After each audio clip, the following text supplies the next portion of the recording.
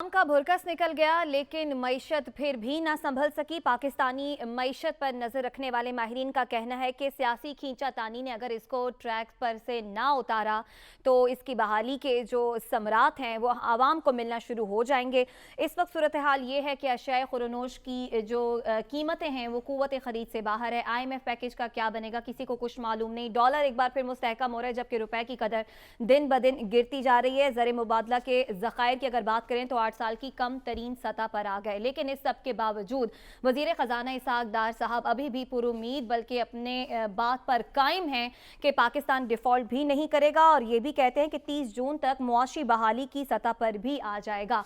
तो इसहाक डार साहब के दावों में कितनी हकीकत है, मुआशी सूरत हाल की असर तस्वीर है क्या, ये जानने की कोशिश करेंगे। माहिर मौशियात खाकान नजीब साहब हमारे साथ मौजूद हैं। खाकान नजीब साहब, बहुत शुक्रिया आपके वक्त का। हकायक आपके सामने हैं, क्या 2023 में भी हमें माली मुश्किलात का सामना करना पड़ेगा या फिर जैसा कि इसहाक डार साहब फरमा रहे हैं कि हम इंशाल्लाह डिफ़ॉल्ट भी नहीं करेंगे और हमें मईशत की बहाली के समरात भी 30 जून के बाद से मिलना शुरू हो जाएंगे?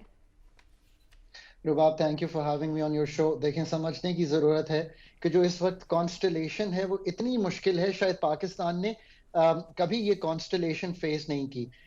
यूक्रेन वॉर के बाद कमोडिटी प्राइस हाइक, दुनिया भर की इन्फ्लेशन और अब दुनिया भर की जो मईशत है उनका स्लो हो जाना, यानी कि वहां पे डिमांड का टूट जाना, इससे जी। हमारी एक्सपोर्ट्स हर्ट हो रही है। इसके साथ साथ आप देखिए कि हमारे यहाँ फ्लड्स आए, एक पॉलिटिकल इंस्टेबिलिटी रही, करंट अकाउंट का खसारा बढ़ गया। सो ये एक कॉन्स्टलेशन है जिसमें इस वक्त मुल्क की जो मईशत है वो काम कर रही है। जी। ये एक निहायत अनप्रेसिडेंटेड सूरत हाल है। अगर ये इतनी अनप्रेसिडेंटेड है तो क्या हमारा रिएक्शन जो है वो उतना अनप्रेसिडेंटेड है कि नहीं?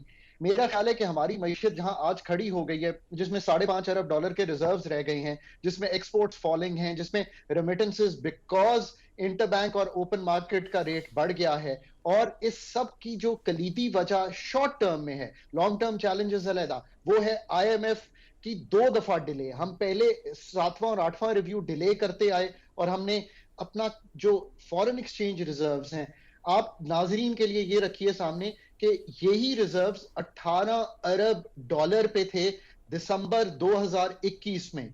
18 अरब से अब आप खड़े हुए हैं $5.6 अरब पे, यानी जी। कि आपने $12.4 अरब लूज कर दिए हैं।